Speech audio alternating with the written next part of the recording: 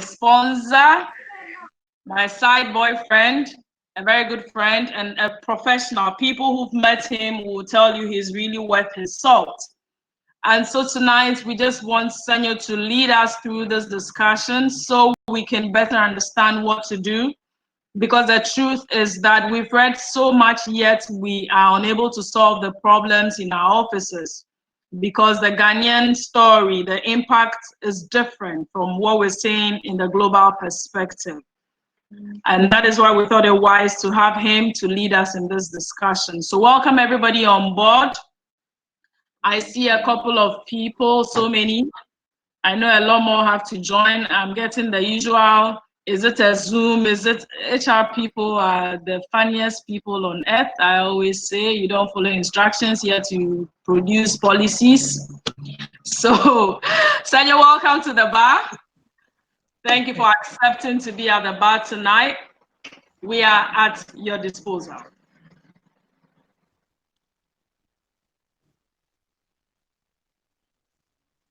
Senyo, you will need to unmute your mic. Have you unmuted? Are you sure? Because I can't hear you. I'm sure my people cannot hear you either.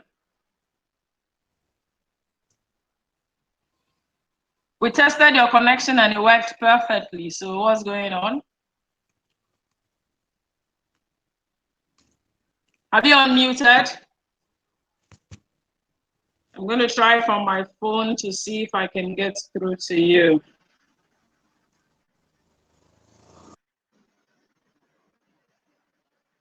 Aviation, so let's try the phone and see if it's better.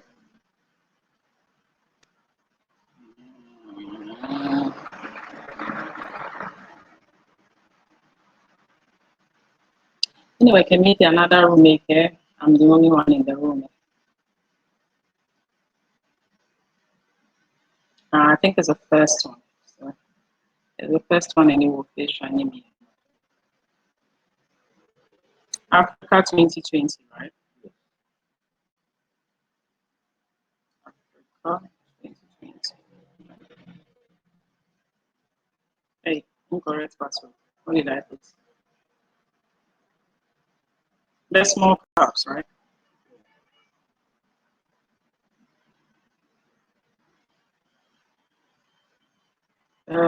Live streaming is on. Trying to use my.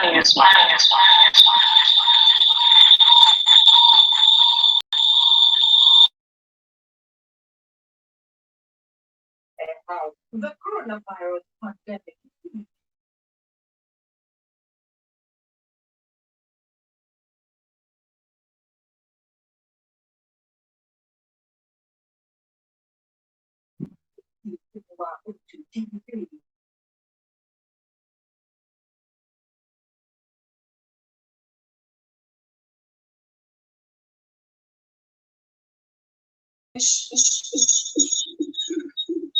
Hello, Senyo.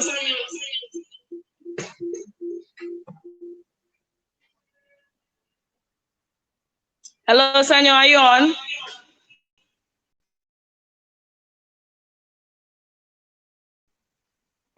I think he tried to log out. He's trying to log back in.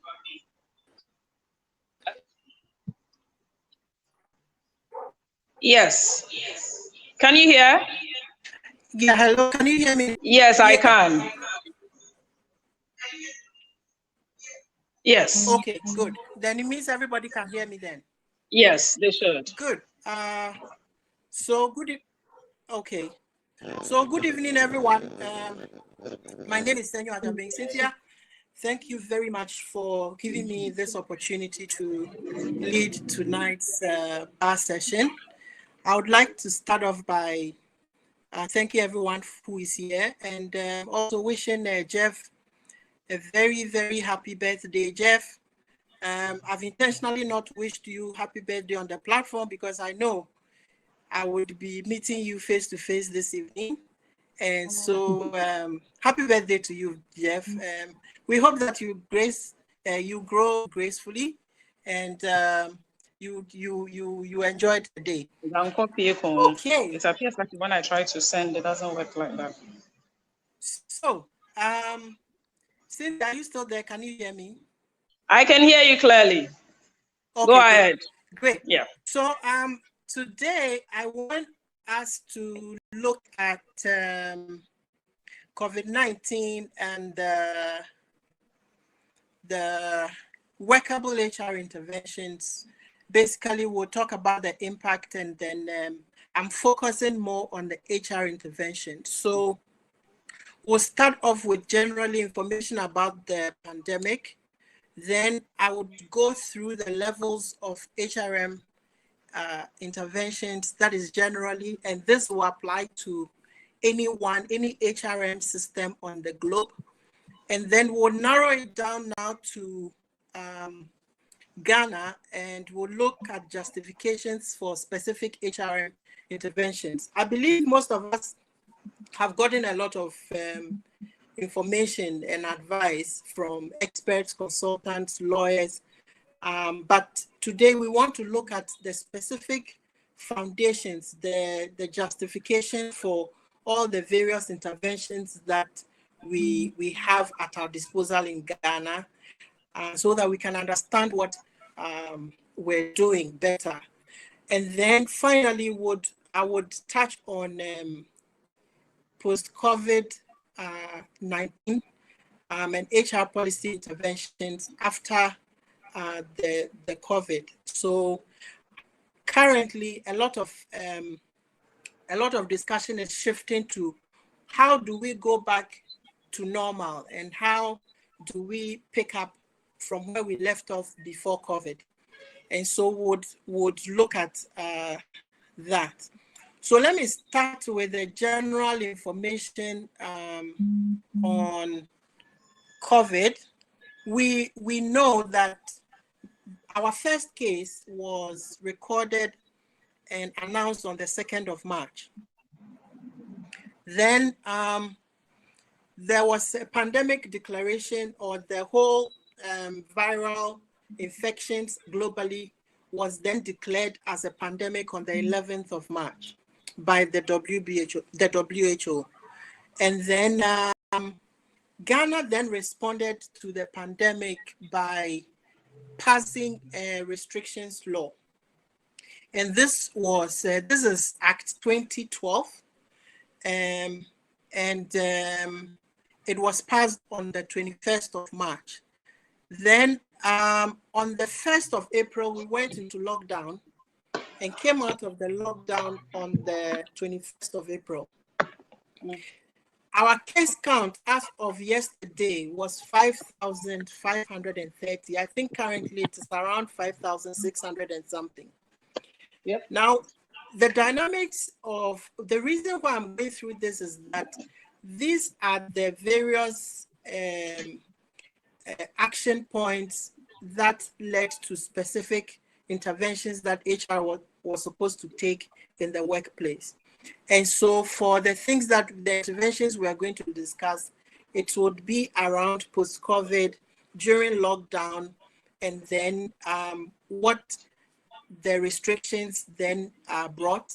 And then currently we are still in some limited restrictions with the border closures, and we are supposed to be undertaking social distancing and enhanced hygiene. Okay. And then of course, post-COVID, what are we going to look at? So let's go through some of the interventions that I have realized. Now, the first intervention that I believe a lot of organizations went through and are supposed to have gone through is to look at the various policies available. The various policies available for crisis management, for disaster recovery, and then also specifically for COVID. So if we didn't have crisis management policies or disaster recovery policies or the COVID policies, we were supposed to have developed one, or we were supposed to have come to an agreement and developed one. Then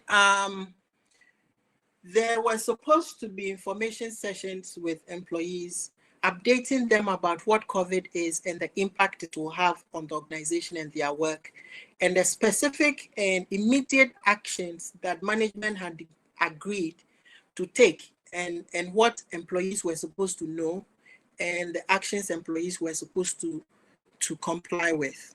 So information sessions and consultations were important. The consultations actually were supposed to go beyond the employees to various stakeholders like government agencies, supervising regulatory bodies, as well as suppliers and customers. So that, I believe, should have been done if it was not done. Then, due to the passage of the restrictions law, especially the EI 64, which is the COVID law, we were supposed to practice social distancing and enhanced hygiene, like washing of hands and hand sanitizing and all of those things. And organizations were supposed to apply that. Then, beyond that, there was supposed to be the issue of identifying essential work or essential services. As our law indicates, it's supposed to be those critical jobs that, if not undertaken, will basically mean that the collapse of the organization or affecting life or property. So that's the critical jobs. So essential workers were supposed to be identified, and then essential services were supposed to be identified. And these were the ones who were supposed to be working and possibly on site, while others were supposed to work off site through remote working, or what we call flexi work. Now, then there was the issue about reduction of remuneration, whether it was possible for organizations to reduce employee salaries, and if so, what were the modalities they were supposed to use. Definitely, employment relationships are contractual, and so the contracts of employment were supposed to be looked at and then possibly renegotiated using the grounds of the renegotiation as COVID-19 impacts, because organizations cannot function, normally, then they have to renegotiate salaries or remuneration. So that was also one of the interventions that came up. Then there was the issue of mandatory leave, as to whether employers have the right to ask employees to take mandatory leave or not. In various jurisdictions globally, yes, an employer can request employees to take mandatory leave, but the modalities, the processes, and how it can be done lawfully is what the issue was, and we're going to go through that as well. Then there was this intervention that a lot of people didn't look at, but I heard of and also got to know about it as a best practice for COVID intervention. That is the liquidation of 13th month salary, 13th month bonus, right?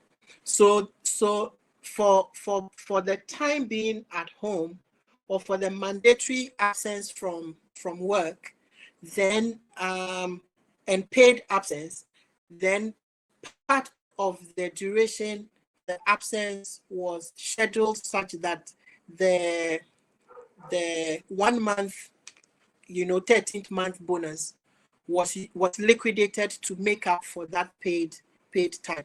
That is an interesting one. I'm not sure any organization applied that in Ghana. And thankfully also, we were locked down for only 3 weeks. So under those circumstances, we didn't have to go beyond a month to start thinking about other legal ways of having employees be away from work and being paid for being away from work. Then, apart from reduction, apart from that, there was the issue of leave of absence without pay, what a lot of people call fell off. Now, this basically is about absence from work without pay. And that could only have happened where the organization had declared that it had temporarily closed down and production stopped. So a temporary shutdown where employees go home, the contract of employment is frozen, and under those circumstances, employees stay away from work without pay for a duration of time. That also was one of the interventions could lawfully be done in one way or the other, which we would also look at. Then there was the issue of termination of employment. Some organizations, especially in the aviation industry, the aviation sector, tourism, hotels, and travel sectors, they were all, or they have all been badly hit, and so they were not getting any income, and so they had to reduce staff. Most of them started with reducing salaries, and up to some point, they had to shut down temporarily and also terminate employment. So that is one of the interventions other people did. And then some also did redundancy. But before we go on to the justifications for the interventions under our Ghana laws, let me just say that this whole COVID-19 pandemic cannot be construed as a redundancy situation. You see, the redundancy law says that when an employer contemplates the introduction of major changes in production, program, organization, structure, or technology of an undertaking that are likely to entail terminations of employment of workers in the undertaking, the employer shall, when it starts, give notice and then go through the whole entire process.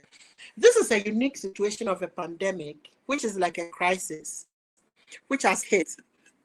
And it cannot be construed under redundancy law. So redundancy is out. And all of the people or HR practitioners or organizations that tried to force the redundancy law to action or to apply the redundancy law and procedures, I think that you were a bit out of the woods.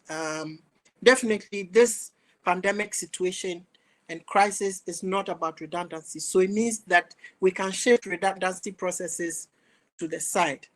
But let's come to the justifications. First is the information sessions.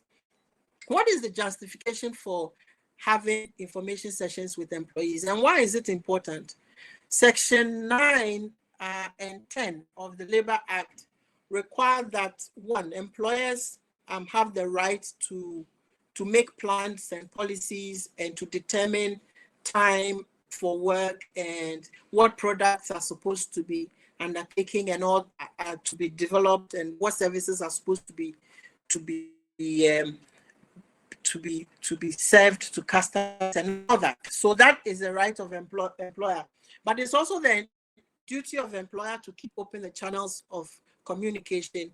And again, it is the right of the employee under Section 11 to receive information relevant to their work. And so, by virtue of the pandemic, employees were supposed to have detailed information about whatever management is doing. And that was supposed to be done not as a matter of courtesy, but as a matter of law and as a matter of mandatoriness. So it was mandatory for employees to be engaged and information shared with them on what management wanted to do. Let's go to flexi work and remote working. Then again, Section 8 of the labor law gives management the right, or a company the right to make plans and all that. And so the organization can say that per your contract or per your work, you are now required to work from Tema or from a disaster recovery site at Kaswa or somewhere. I mean, under the circumstances, an organization has the right at law to ask employees to work from anywhere. So working from home was not really a courteous gesture from the company. It was supposed to be under law and under Section 8 of the Labor Act. Let me see, Section 8 B, Section 8B. Now, then there was the issue of essential work. So now those organizations who had not decided what essential work was or critical workers were now supposed to go through the various work plans and decide the critical parts of the business that had to continue working, and therefore which employees were supposed to stay on and which were supposed to work from home. You can find that justification in Section 98H of the Labor Act, which talks about essential services within the organization and therefore essential work.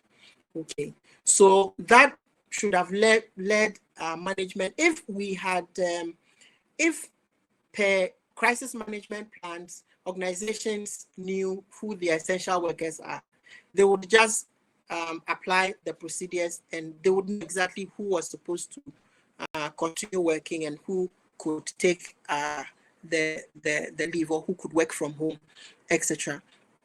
Let's go to tighter areas about mandatory leave. Now, generally, I've seen a lot of publications that say that leave, mandatory leave, annual leave, or asking employees to take mandatory leave was supposed to be done by consensus with the workers. Otherwise, it was unlawful. I hold a different view. The point is that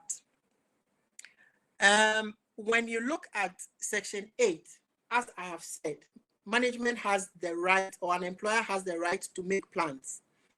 Now, in Section 20, the employee is entitled to leave, but there's no way in the law that says that an employee can decide on their own, or his own or her own, on when to go on leave. This was supposed to be done, and the best practice has always been that it is done in consultation with the organization, or at the discretion and exigencies of the business.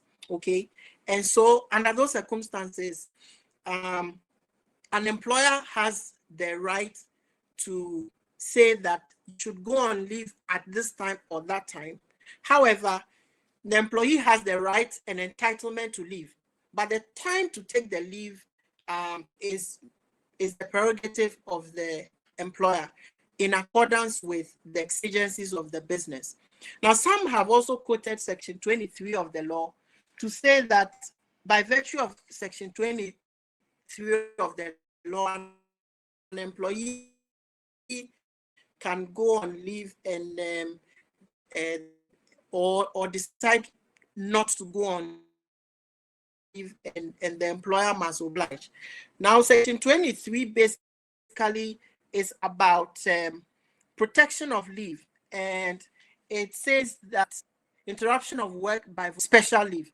And it reads that a period during which a worker is absent from his or her normal duties with the permission of the employer on account of the worker's participation in voluntary communal work, the discharge of civic duties, or the granting of special leave with or without pay shall not be counted as part of the worker's annual leave.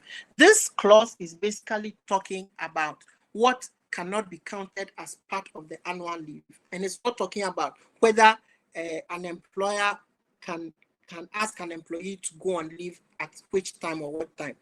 But this is the general consensus that I've come to reach with myself and also with other practitioners, that definitely employees need to be consulted at law, compulsorily, based on and in accordance with their work. So there's no way you can ask an employee to go on leave at any time without really explaining and seeking to get the buy-in of the employee. So at the end of the day, even though the employer has the right to tell an employee that you can go on mandatory leave, he needs to consult the employee, have an information session, and explain the reason why the employee has to take such leave. And I think that COVID-19 pandemic is convincing enough for an employer to ask an employee to take a mandatory annual leave. And that's with that. Now, when it comes to termination of employment based on COVID, I have read certain publications that say that by virtue of COVID, an employer has a right to terminate employment. That may be true, but it is half truth.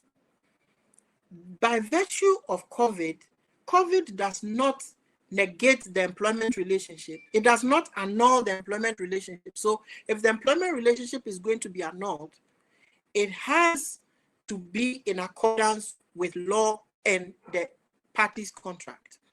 And that is why we need to look at, legal contractual principles like force majeure, like a frustration of the contract, and so on. But let's look at this. Force majeure basically is an act of God, right? Or any emergency that occurs, making it difficult for either party, either the employer and the employee, or the parties in contract. So it could be a union and an organization, a union and an employer, okay? Making it difficult for them to undertake their various obligations under the contract. Then we say that there's a force majeure. Under those circumstances, the contractual obligations cannot be executed. So under those circumstances, both parties can the contract then falls apart, or falls apart temporarily. Okay, and that is just a general overview of what a force majeure is and how it works. Another one is a frustration of contract. Now, the truth of the matter is that force majeure alone cannot necessarily make a contractual relationship void. Okay, sometimes a force majeure can lead to a frustration of contract. And what is frustration of contract? Basically, any situation that is outside of, or circumstances that's outside of the doing of or the making of the parties involved, that makes it difficult for the parties to meet their obligations. So for example, if an employee is supposed to come to work on time, and one morning there's flood, okay, so that morning the employee is stuck behind and cannot go to work because a river has overflown, or a bridge has broken, and so it's not supposed to go to work. Definitely at that particular moment, the contract has been frustrated, and so the employee cannot lawfully undertake the legal obligations under the contract by going to work, and so the employer cannot bring any remedial action or any action against the employee. So that is what frustration means. So let's take for example, when there was lockdown, a lot of contracts got frustrated, and so could not have been enforced, and both the employer could not have undertaken the business, and the employee could not have gone to work because the loss of the land had become such that nobody was supposed to move. And so that was a clear frustration of contract on both sides. Under those circumstances, then an employer could have moved to temporarily hold or freeze the contract, under which circumstances employees might not have had to be paid and all that, assuming the lockdown took a long time. Thankfully, it was 3 weeks. So a lot of organizations were able to put other actions in place and interventions in place to avert that. So that's an example of frustration of contracts. So these two normally work hand in hand, but it does not mean that a force majeure is automatic. That a force majeure can occur, but the business can still operate, or the parties can still undertake their various obligations under the contract. So the force majeure must lead to the specific frustration of the contract within the context of the two parties undertaking their obligations under the contract before we can say maybe termination can even occur. But if it's temporary, then other interventions are more welcome rather than the termination. Then I've ruled out redundancy. So the last one is mutual termination. And I think that this is the best fit for the COVID situation, where an employer has his business so hit and so devastated that it cannot continue to operate either with the same number of staff or has to shut down, then the best way to let employees go would be to mutually terminate the contract under Section 15 of the law. And a mutual termination of contract will mean that the employer would make a case and the employee would sympathize and agree on a very small package, which is not like the redundancy package, because there's an issue of crisis and financial meltdown. And so there something very small is agreed, and then the contract is terminated. The unilateral termination of contracts without the input of the employee is a breach of the contract, of the contract, and the termination would be deemed as unfair. So some of us experts are looking at National Labour Commission having a lot of cases at the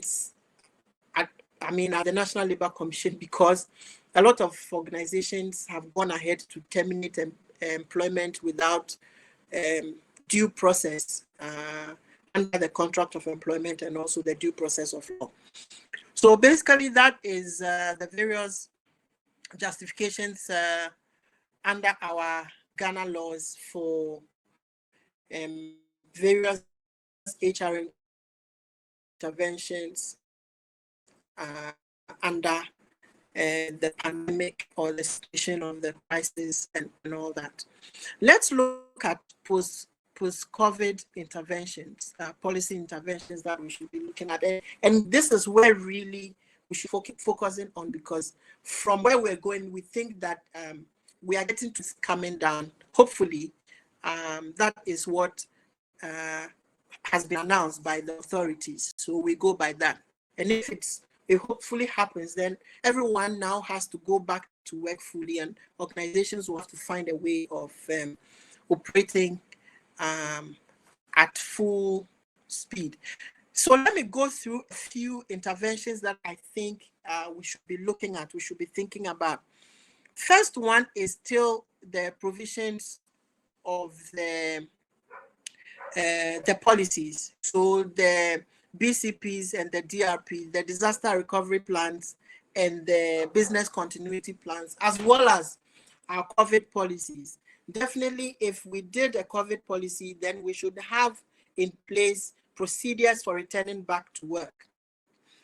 Now, another one is the issue of redefining leadership. Now, in crisis, the leadership style normally has to change. And so the governance of the institution then becomes something that we must look at. So coming back to work has to take some good leadership decisions and leadership planning. And here, I think that the board and the executive level of management will have to take responsibility for that. Make sure that they help management to craft plans on how they are supposed to return to work very, very quickly and also efficiently. I read recently some article on post-COVID, and it had to do with values of the organization. And I found it very interesting because it is in crisis that we can test the values that we have constantly touted. So if we have values such as integrity or honesty or teamwork or duty of care or any other value, how do we apply those values to the COVID situation and the COVID crisis? If we have honesty as a value, are we living the value through applications of or interventions towards, dealing with the COVID pandemic? And this is important. So going back to work, we need to really look at our values and see which ones would help in redefining the workplace and work and interactions with workers, and definitely the culture of doing the work or the culture of the workplace in tandem with the new norms that are going to come out when we reopen, when we start working fully. And so values for me is very important to be looked at. We need to really look at our values and make sure that this is those values that are driving us to reopen business and go back to work. That is what should be one of the things to be looked at. Now, return to work programs have to be drafted, and in all business continuity plans, returning the aftermath of the crisis is important. And normally we ease in slowly and we all don't go back to work at once. The critical workforce will either continue to work or will go back to work first, and then later, non-essential workers will come in slowly, and then the work now picks up pace, and then everybody can settle back in, because there can be a cultural shock where you just up and let everybody go straight back to work, and they now have to psychologically adjust to the pressure of the workplace and everything at once. Like that, you can have a cultural crash.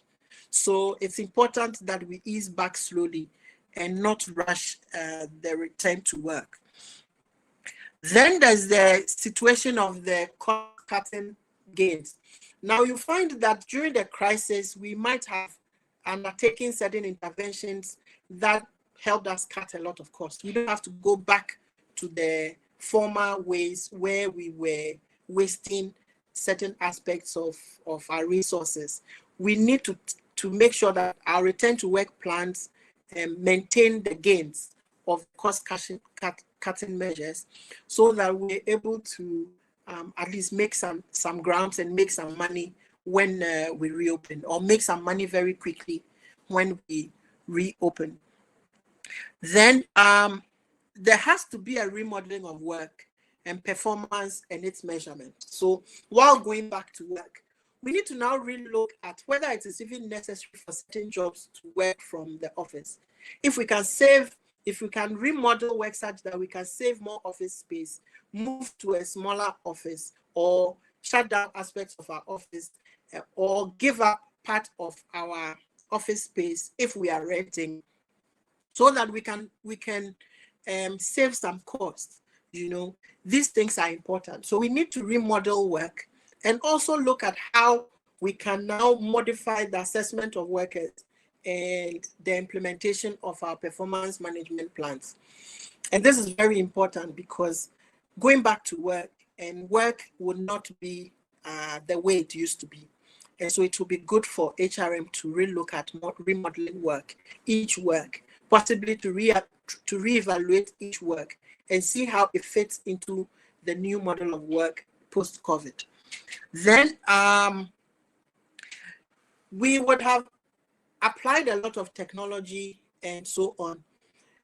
I was thinking the other day, do you realize that a lot of people just started doing, a lot of organizations just started asking employees to show up online on Zoom, and now this one is just it or something, you know, doing video calls and video conferencing. And how many organizations have trained their employees in this? I don't think many. We just assume that everybody should be able to just up and sit in front of their computers and get it. So maybe, who knows, we need to relook at the technology gains that we've made and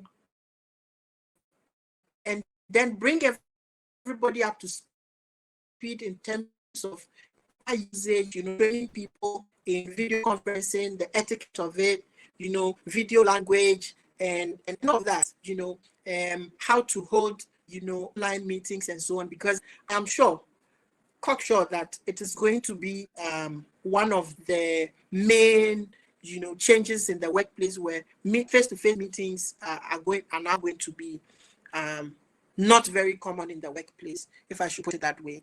So we need to go back and make sure that the technology changes that we made, we inculcate that and integrate that into our new work systems, so that we can save time and money and cost.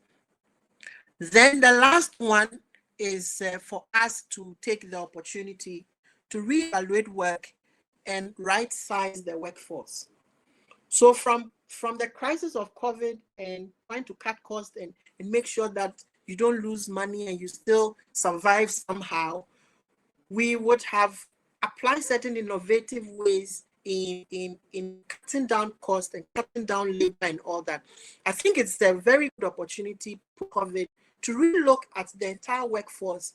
I've said that we remodel the work, and once we have done that, we'll find that we can easily right size and know that we can work with a lesser workforce than we've been doing, in which case we cut down on labor overheads and make some money for the organization.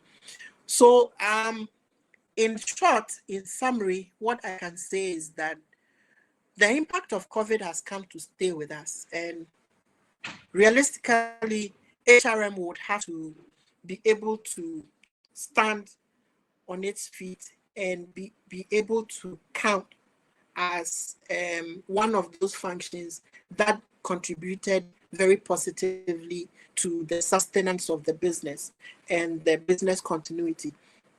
And these are some of the things that I think that legally and lawfully HRM can do to contribute to the crisis and be counted among some of the functions that really brought a difference to the business.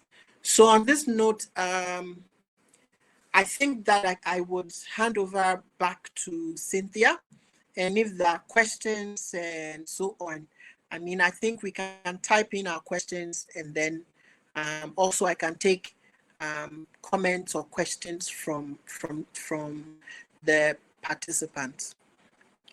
Cynthia? Yes, Senyo, thank you so much. That was very elaborate.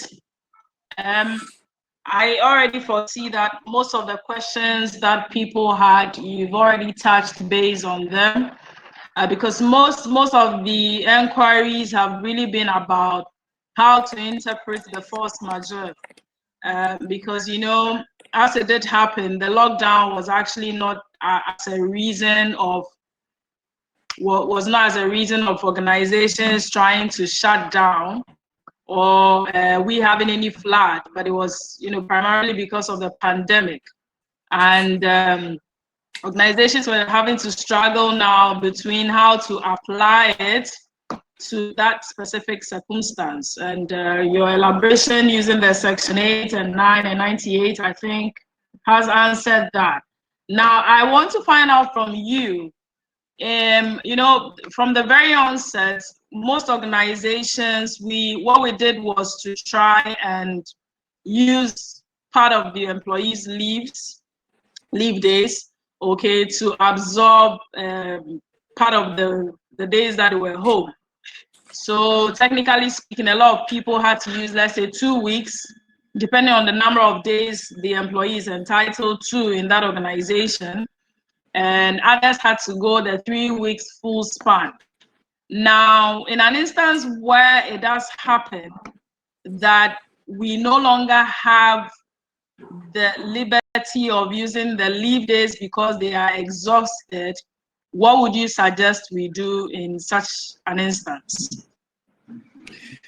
Okay, thank you for that. So let me even complicate your question a bit and say that, okay, at the time when we are asking employees to take mandatory leave, what about the employees who had already taken their leave? Some leaves, yes. Yes. So basically, if an employee has already taken their leave, then when they take the days off or when they take the mandatory leave, it will be unpaid. Yes, it will be unpaid because they would have benefited from their leave already. Now to your substantive question as to people are asked to take part of their leave.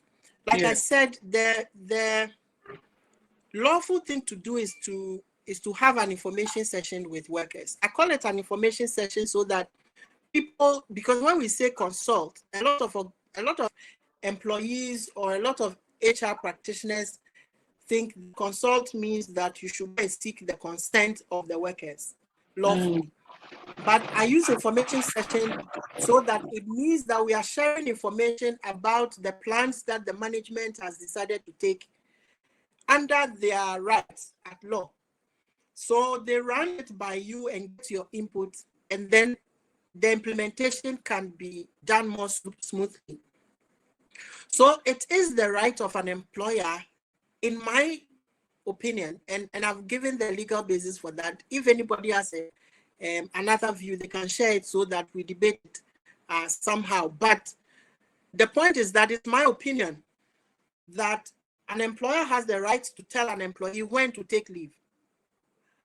And so that is fact. However, the employer or the employee has the right to know why, and how it's supposed to be done.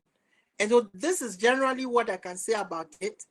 They can be asked to take part of their leave, and it is the right of an employer to say that. But in the end, we have to sit down and let them know why and get their buy-in.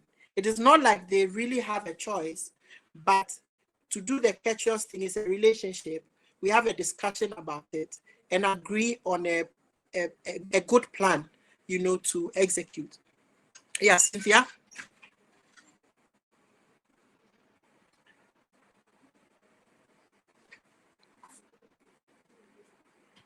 Cynthia, are you there? Can you hear me now? Sorry, I had muted myself. I think I was talking to myself. Yeah, funny. I can hear you. Yes, okay. So Maureen would like to know if it is right at law for management to retain their salaries, whereas they reduce salaries of other staff almost to, let's say, 50%. So it has to do with the salary cuts that are, that seems to be coming up. I mean, some organizations are doing 30% down, some are doing 10% down, looking at their peculiar nature and their financial situation. Now, some organizations, management is not touched, but employees are touched. And she's asking if it is legally right to do so. Well, as I said, the issue of remuneration is a contractual one. Indeed, under section 67 and 69, employers' salaries or employees' remuneration is protected at law. Nobody can touch it. Nobody is allowed to touch an employee's current salary or remuneration. You see, so the only way it can be reduced is by renegotiating the contract or the salaries or the remuneration with the employee. Now, to be fair, that if we are asking employees to reduce their salary, leadership should take a decision to show more commitment to that policy of salary reduction. So for me, I don't think it would be fair for management to keep their salaries. And then rather what I might even think is that some managements can decide that they are cutting their salaries and using it to support workers in a kind of incentive scheme or something where, you know, we want to motivate workers to work from home and to continue producing and things like that. I believe in leadership.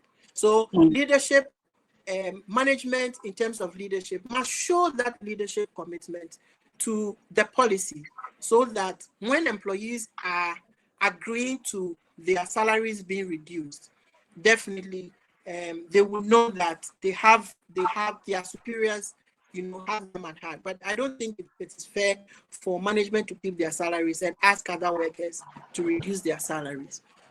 Okay, that's fair enough, but that of course is left at the discretion of the board sometimes. So in some organizations they decide exactly how the cuts are even done, you know. But as you're saying, yes, it's a very good show of leadership to want to be able to give up something to take care of our teams. There's a question here, Senior Senyo, how would you go about maternity leave for outsourced staff on 1-year contracts who are paid per each day worked, almost like wages? I don't know whether is the Vboot is asking whether he's asking about during COVID the lockdown or not. But generally, what I can say is that for maternity leave for outsourced workers, you know, maternity leave is an entitlement for all workers. So yes, it didn't say permanent workers. So for me, I'll just say that once the employee is on contract and the employee gets the employee delivers, the employee becomes entitled to maternity leave. But the truth is that that maternity leave will run the length concurrently with the duration of the contract. So that if by the end of the maternity leave the contract is expired, then definitely the person is expired. So if the person will have to be rehired, the person goes through the process of re-employment to be employed again. And that is how I think that you know, maternity leave is handled for contract work. Okay, awesome. Should they be entitled to maternity leave with pay since their contract is explicit on payment based on each day worked? Well, the truth of the matter is that maternity leave is an entitlement at law, and maternity leave is with pay. So definitely the employee would have to earn the average hours of work per day on maternity leave. That is a right. So for me, if the employee is hourly marked and so does not work and so gets what is the word? Gets pregnant and delivers, definitely the employee will earn their salaries during maternity. I mean, I'm yet to hear a contrary view from anybody to say that when you are on contract of employment and you are hourly marked, once you deliver, then and you don't come to work, then you don't get paid. The maternity leave is an entitlement. The employee was earning some average pay when the person was working in terms of basic pay, basic hours. So that person would be entitled to those basic hours until the contract of employment runs out. So the HR people who don't want to pay employees on maternity leave on contract and hourly marked or hourly paid, they should pray that the time of delivery is close to the end of the contract so that they can get away with not paying employees on maternity leave. You know, and so Cynthia, I think that, you see, when outsourcing contracts are being signed with clients, those outsourcing agents have to make sure that in their pricing, they put all of these things, into perspective and cost it and do a budget and put it in their pricing so that they are not caught unawares. Because especially for those outsourcing agents who employ a lot of ladies, they are sure that definitely something like that would come. So they need to discuss that and factor it into their outsourcing contract. Right, that's absolutely true.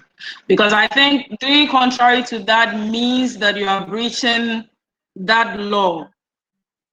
I mean, the person is entitled to it, irrespective of what classification of employee status they fall under, right? So someone is asking on this same question, I don't know which of the questions, what management is working on and some employees are just home without working. Will it then be fair for management to put employees who are not working on half pay or unpaid leave? Okay. So I think you get the substance of the question. Some individuals are working. In this case, it's the management that was working. Some employees were home. Now she's asking if it is right to pay them half salary or to decide not to pay them at all. Senyo, are you with me? I think that we need to begin. Yes, can you hear me? Yes, I can. I can. Can you hear me? I can. Nice. I think, yes, good. So I think we have to begin from the point of how they did before they went home. That is very important. You see, so employees are at home, management is working. Should those at home be paid half salary because they were just at home? What were they doing at home? An HRM plan of remote working or flexi work or employees being at home does not mean that they are supposed to go and sit at home. They were supposed to have gone home and worked from home. Unless we were sending them home on a furlough. If we're sending them home on leave without pay, then that is different. But if we send them home and said that they are supposed to work from home, then we have to pay them. I recently had a client that consulted me on workers being at home and wanted to say that the period of April should be used by the employees as leave, as leave, And meanwhile, when the employees were being sent home, they said they should work from home. So for April, they work from home. Only in May, management is coming to seek advice whether they can ask the employees to take their April when they worked from home as leave. And eating your cake and having it back. I was saying no, it's not possible. So the issue of working from home must be in accordance with a particular policy. Are they working from home or their contracts have been frozen and they're on leave without pay? Or they are terminated? So being at home has to be defined for us to be able to know whether if they've been at home for some time, the time that they work from home, it has to be paid fully. If we decide that's a policy that we want to now cut cost and reduce pay, then we can now go into discussions and renegotiations with the employees and have them agree and consent to having their pay reduced while they are home. So I think that is how lawfully we can go about that. Yeah. Right. Okay. There's a question. Does a woman have to work 12 months before being entitled to maternity leave? Does a woman have to? No. No. The maternity leave law does not say the woman has to work 12 months before. That's for annual. That's for even for annual leave. You are not supposed to work for 12 months before. You are supposed to earn leave within every 12 months, and the first 12 months is part of it. You see. So for maternity leave, once the employee delivers and and provides a medical certificate for the delivery, they are entitled to the maternity leave. Irrespective of their status, right? Irrespective of their status. Irrespective of their status. Right. Now, is on Eunice's question then, is it illegal for organizations to be certain almost like a fallow period within which people who are on probation are not supposed to get pregnant then? No. That is gender discrimination. In the case of two female employees against, I've just forgotten their name, but two female employees filed a case of discrimination against Ghana Fire Service.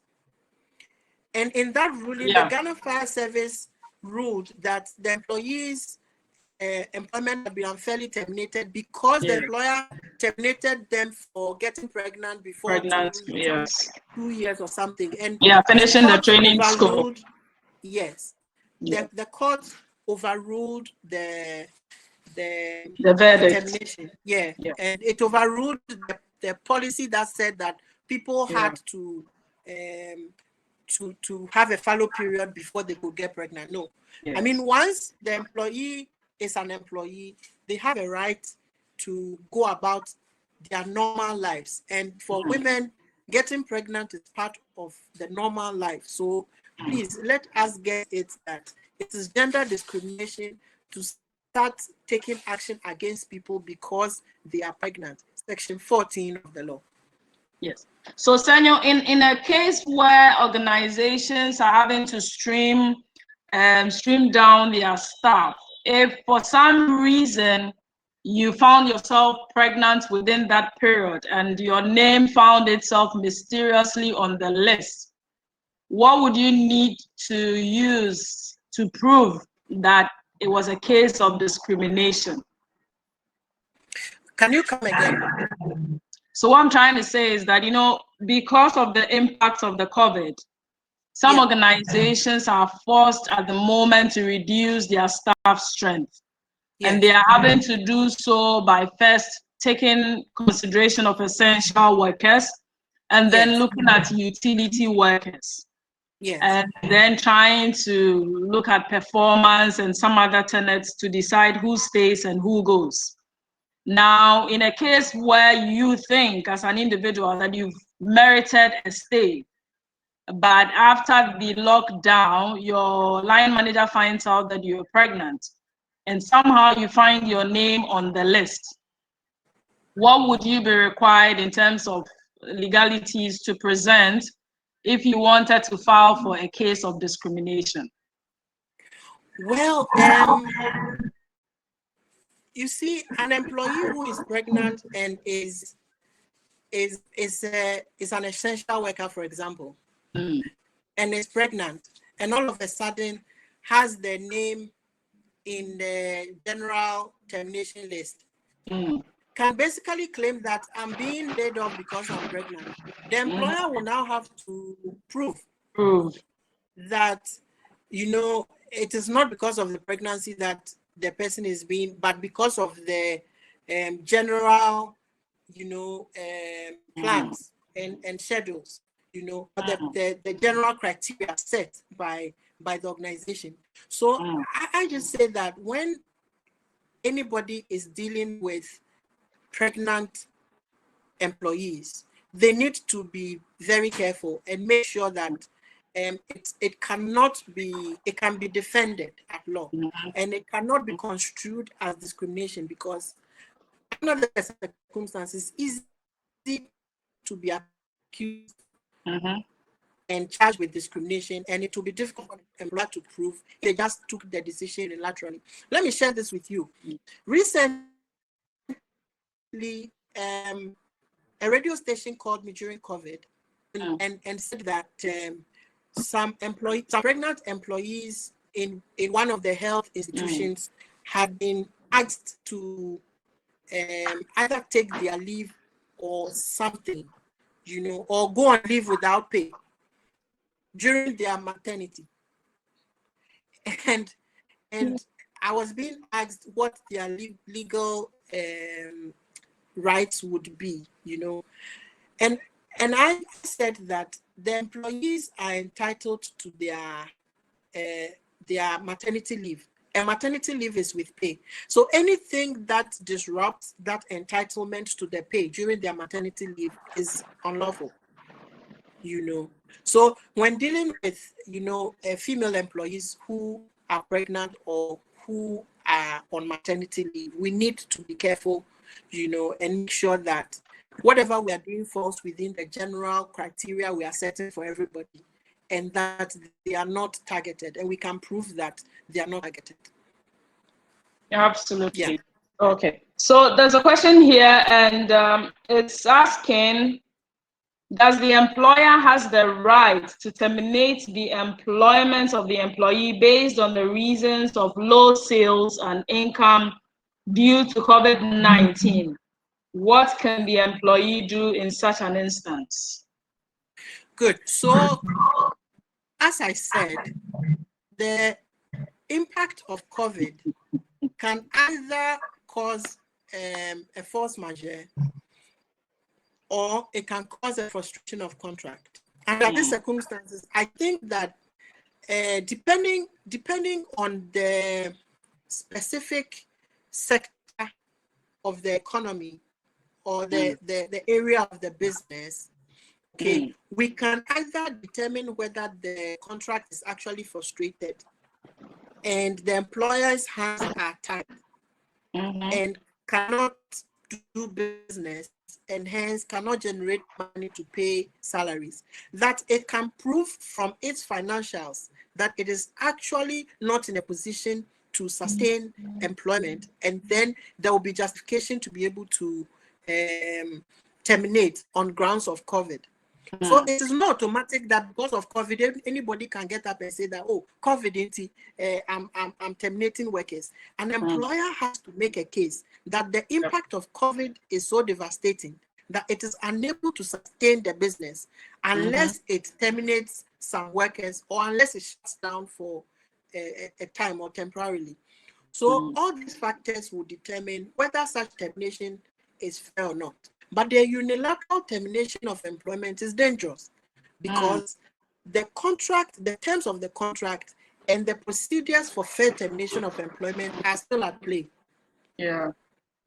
So COVID is not a blanket, excuse for employers to just terminate any contract. Okay. So someone is asking, okay, this I think I'll take clip. She's saying, hello, Cynthia. The employees were asked to go on leave. Now their leave are exhausted and they are at home without any work. So since they are not working, are they entitled to salary? The labor law mentions the employer is to provide work for the employee. But in this case, the employer hasn't. And so will it be fair for the employee to have no salary for no work done? Obligations, responsibilities. Senyo, over to you. You see, this is the case that why are they home? Who asked them to be home after the leave?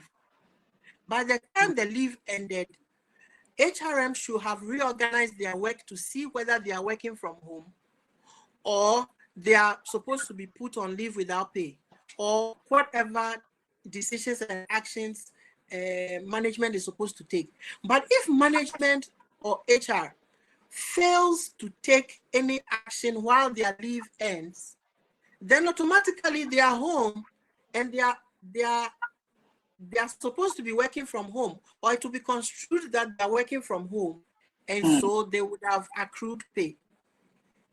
So what she's saying, Sandra, she's saying that in this case, the employer hasn't got work for them. Yes, so if the employer hasn't got work for them and the employer sits with the arms folded and the people are at home, they are accruing salaries.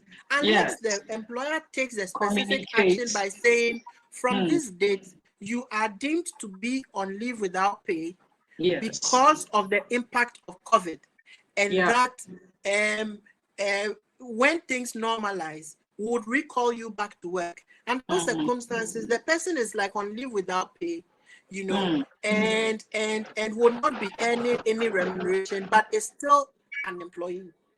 Yes. You see, so Yeah. the employer has to take that specific express action by writing to the workers per their contract of employment to notify them that by virtue of the impact of COVID, we are unable to sustain production and therefore we are unable to pay salaries. So Yes. kindly proceed on leave without pay, and when the circumstances normalize, when the situation normalizes, we will recall you back to work. You know, then the employees are home, and we all know that okay, they are employees, but they are on leave without pay. Right. Okay. So we have a real life case situation here where an organization has gone ahead to terminate contracts of its employees, and the letter they served them, when you look at the content of that letter, it states that it's restructuring due to overtaxed balance sheet and COVID. Now, these employees would like to file a redress with NLC. What would you suggest they look at in terms of their application to NLC? So basically, the letter says restructuring, Yes. and as a result of COVID. As a result of overtaxed balance sheets and COVID. Yes, overtaxed balance sheet and COVID. Yes. So they've been given a ground. 2 reasons. Yes. Now, those grounds are if they think that those grounds are no. Let me even say this first. Those grounds may be legitimate, but what did the employer follow the due process of termination under the impact? Did the employee get their consent, or did the employer take their consent, or did the employer take a unilateral decision of terminating the contract? Did the employer engage them in any way? Did the employer write to them to seek their specific consents and acknowledgement of the decision before it was implemented?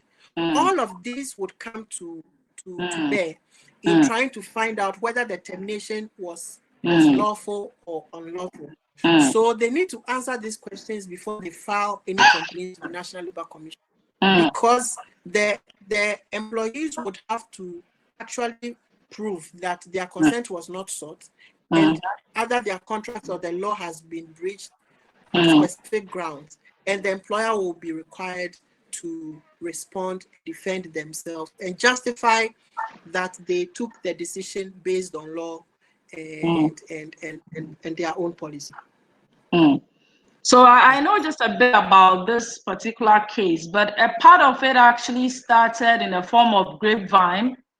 The employee, it's a group, so part of the group, people started hearing that there was going to be this procedure. Now, some sections were revenue generating outfits, and so they didn't expect that they would be affected. There was no official communication until the termination was served to them. And so they've had to be asking themselves on what merits this is being done, because if their section is the revenue generating engine of business, they find it difficult to accept this excuse of overtaxed balance sheets and all that. So I think that's where the issue is actually coming from. Yeah, so they can just file a complaint either in court or the Labour Commission, and state that the specific breaches they believe the employer has breached in terms of their contract and the law, and then the employer would be requested to come in and respond and also defend themselves. And if really they were unfairly terminated, they would be paid the claims for which they make during the complaint. Yeah. Okay. Now, in instances where termination letters carry words such as restructuring, would we have to apply redundancy packages, or as it is in this case, they will just give you the notice period that they normally would not want to negotiate with you on? You see, you see, what you write is what binds. Yes. You see, so if in your letter of disengagement, you state that you know it was COVID impact, but you go and write that restructuring, then the laws of redundancy will apply to you. And nobody is going to look at the COVID side. So assuming I'm an arbitrator and you have come to me as a matter of you know, a ruling on this matter. Definitely the law on redundancy is clear. And you have used the word restructuring, which brings you under the provisions of redundancy law. So that is what is going to be used to apply to you. You know, so it's important what we write, and this is why I think that where a lot of managers in the workplace often want to believe that they can do HR, I smile, and they think that HR is just about administration and writing letters, right? Because that what you write is based on practice, law, and experience. You know, so if you go and write, if COVID has impacted you and you want to disengage, and you don't consult, and you go and write to workers and say that due to restructuring of the organization, you are doing redundancy. So they'll say that you've breached redundancy law because you did not negotiate redundancy. And so under those circumstances, you either be asked to negotiate redundancy, or these days I've seen a case law that actually penalize the employer for unfair termination. So compensation for unfair termination, and also impose the redundancy package. So that's like a double. So it's double very slap. important. And yes, and I've said here that the COVID pandemic impact is not a redundancy matter. So everybody should know this, so that when they are reducing workforce or terminating workers using COVID, they should leave words and phrases like restructuring and redundancy and those things in the communication. Yes. Right, perfect. Okay, Abigail had a question, but I think I see a response. Okay, I'll still ask all the same. She said, if you are a driver who was asked to work from home due to COVID, and we know maintain duties to drive, no work for such a driver must. Right, okay. I think what she's trying to ask is, if you are a driver and due to COVID, we closed, and so you're not working, do we owe you any salary for no work done? I think you, as she said, you answered it earlier on, right? Okay. Now, Michael seems to have. Yeah. I mean, once. Yeah. Go ahead.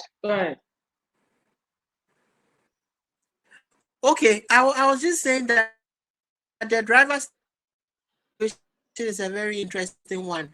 I mean, if you ask the driver to work from home, it means that the driver is on call, and that's or to take a vehicle and go and do some work rounds for you.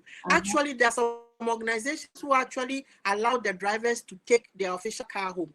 So that working from home means that the car is parked. And as soon as you get a call that, look, come and do these rounds, you jump in the car, go and do the rounds, and come and park the car. Okay, so it depends on what they were told while they are home.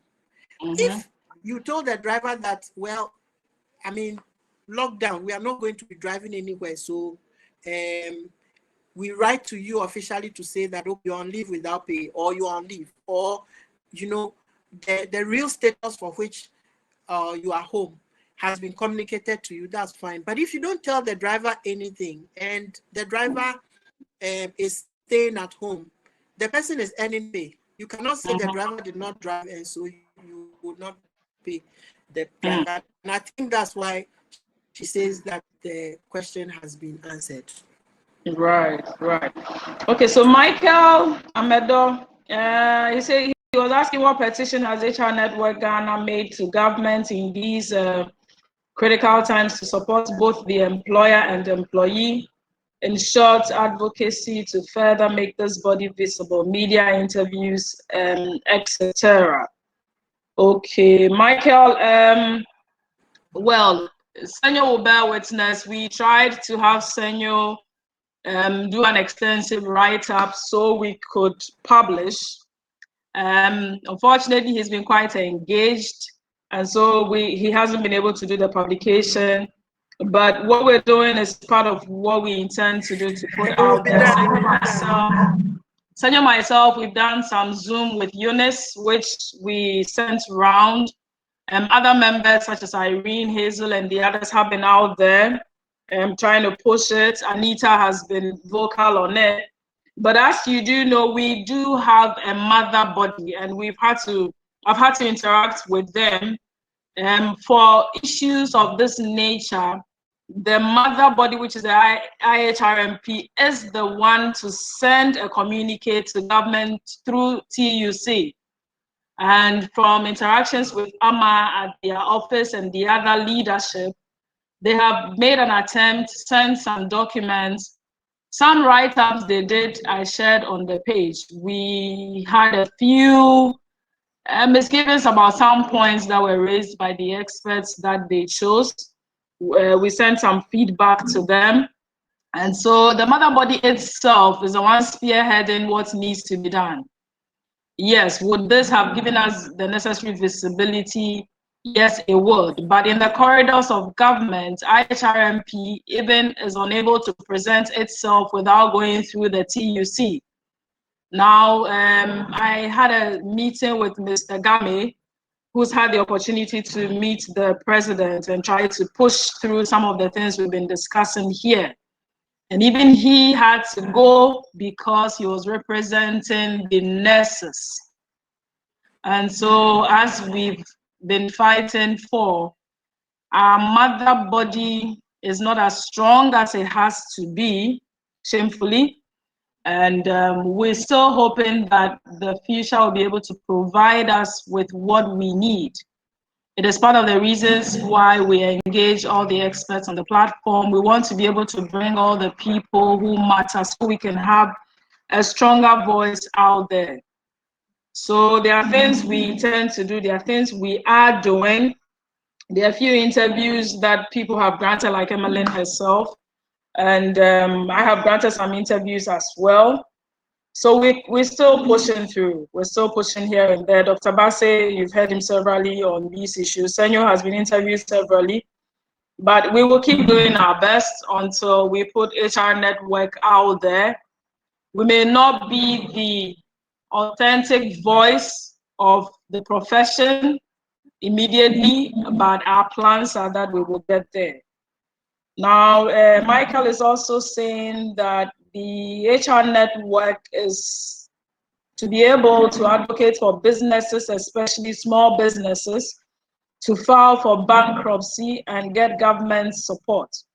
Most small businesses will fold up the time a virus, I think the time a vaccine is found, but the reason a virus is found, I hope I'm not misinterpreting you.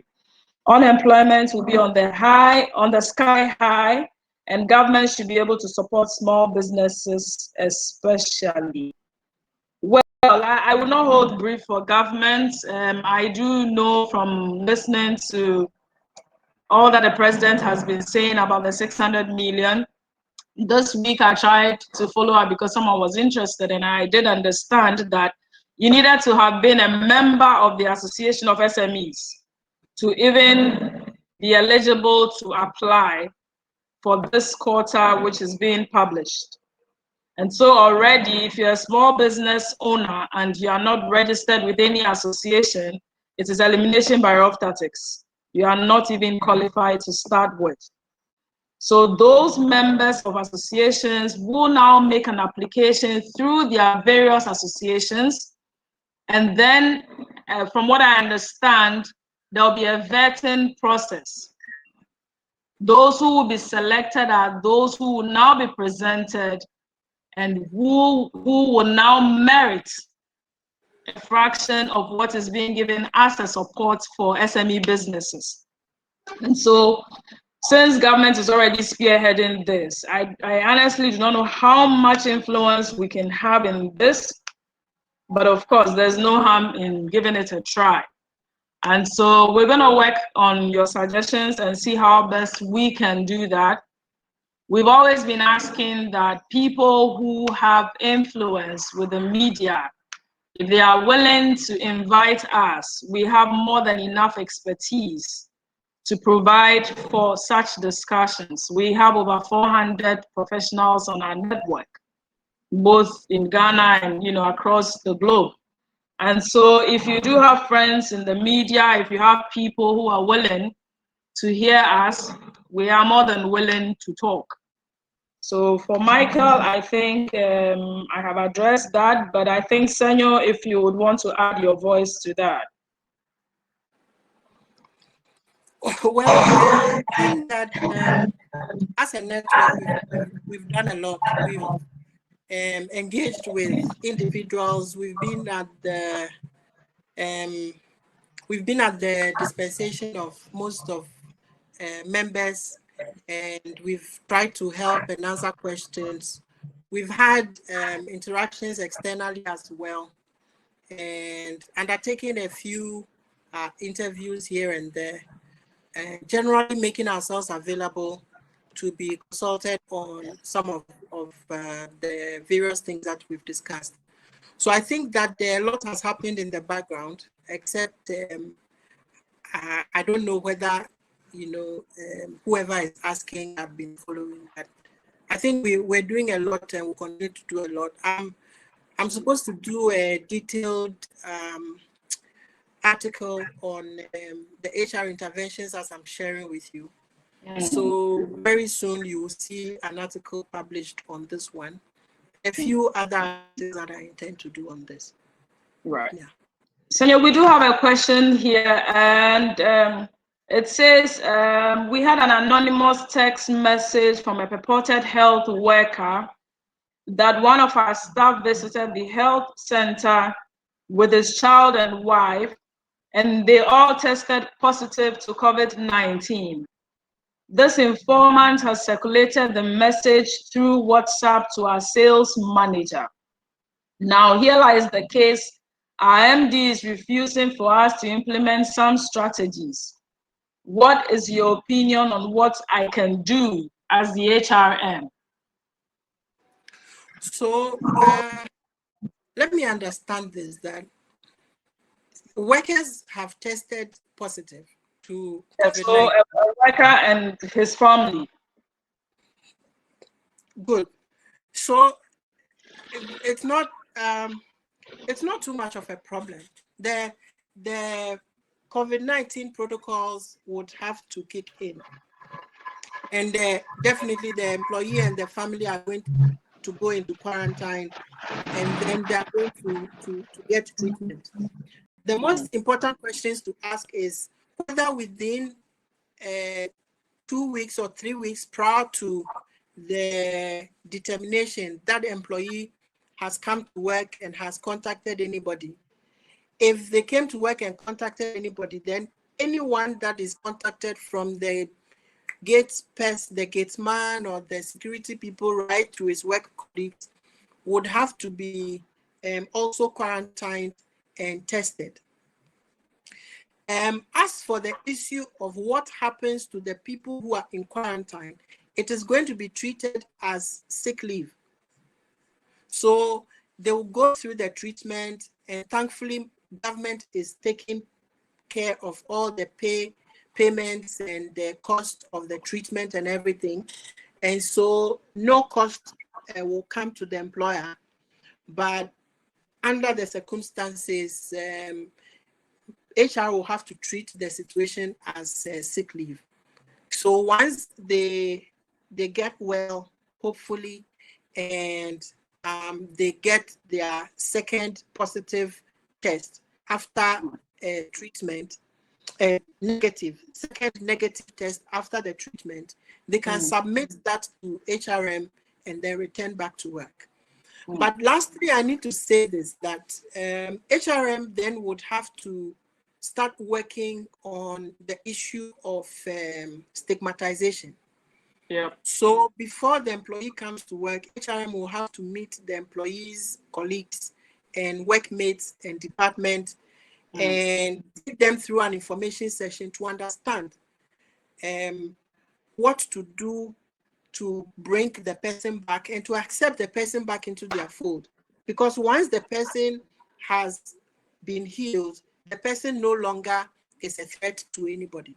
And actually that person would have the antibodies and often cannot be reinfected easily, you know, when it comes into contact with the virus. So the person would be even safer than the other people who might not have contracted the virus. So that is just what I'll say. The reintegration back into the workplace must be handled very carefully. Otherwise, the person is going to be stigmatized, and then it will affect performance and then productivity and all that. Now, for me, I even have a challenge with the source of the text, for example. Now, this is a case where you're saying you had an anonymous text message from a purported health worker. Now, I thought even under their profession, they were not allowed to share information about people's medical history unless expressly authorized. So how then can we be working even with that kind of information if, for example, the employee has not brought us any sick leave from a certified doctor, and let's assume that employee is even on annual leave, for example? Would it not be seen as a breach in any form if we decide to even take some action regarding the situation? Cynthia, you are talking as if we are in normal times. We are not. No, I know we are not in normal times. So I'm trying to avoid a lawsuit. Yes, for me, no, there cannot be lawsuit. Who is going to sue who in this time? The fact is that there's information that has come that our employee has been tested positive. Whether it is by text or it was from the employee himself, the first thing HRM would do would be to verify, isn't it? Absolutely. That's what I want you to say. Verify the information, and if the information is credible, then you take action, because the whole idea is to protect the employee. Absolutely. So wherever the information came from, for me, in crisis management, I won't bother too much. I have gotten the information. Thankfully, I've gotten the information. I have to clarify and verify that information as authentic, and if it is authentic, I move. Yeah. Okay. Yes, that's exactly the point I wanted you to highlight, because from the write-up, emphasis is much more on the fact that MD is refusing for them to implement strategies. Now, what are you implementing strategies based on? Because as HRM, your first duty of call is to engage this employee to try to understand if what is being said is even true to start with. Because it could even be a mistaken identity, I don't know, or it could even be someone just trying to play a prank. So you need to be able to hear it from the horse's own mouth, and then you start crisis management, as you're saying, at the organization. Now, interestingly, you did mention working on the stigma, and this is something that has been very dear to Aminu's heart. He's been asking us to run something on that. Now, how would you want us to approach it in our individual places? How do we run employees through this process so they can dissuade their minds from stigmatizing people? Okay, so you remember that I talked about a BCP and then DRP now, and then also the COVID-19 policy. Now, these policies normally would include scenarios where an employee gets infected and how the employee is supposed to reintegrate back into the organization and the criteria for readmitting the employee into the organization. The first thing is that they must get a clean health bill. So they must have tested negative, or they must have been cleared by a hospital. Okay, a medical certificate that says that they are healed. That is one. Number two, the HRM or whoever is leading the crisis management team would have to meet with the department or the unit and the employees' colleagues, have an information session and have a general discussion on the return of the person to work. You see, so in that meeting, you discuss issues around the fact that it is safe. You inform them the health implications and all that, using the organizational values. So if we say we care about each other, then of course, if it's our value to care, then we will have to care. If team working is part of our values, then this is the time we have to be there for a team member. It is all hands on deck. It is each one for everyone. You understand? So you use some of these values and the general culture of the organization to inform and assure the team that the person's return is not a risk to the workplace, and what steps have been taken to make sure that the person has gone through the treatment and the person is safe to return and all that. And especially to conscientize people that when the person comes back, they should show a lot of warmth and acceptance and to the person, so that the person will feel welcome and feel part of the team, so that the team spirit, it doesn't go down, employees don't get disengaged. This set of interventions are very, very important, because if it is not done, the employee will come to the workplace, go to the cafeteria to eat, only for everybody to avoid the person. Before you know, the person is either resigning or the person is giving reasons why, maybe sick or the child, or giving reasons to be either tardy or not to show up for work. And that kind of behavior is going to be very, very difficult for everybody to take, because you say it's not about the person is being done to. Everybody else would then realize that when it happens to me, then this is how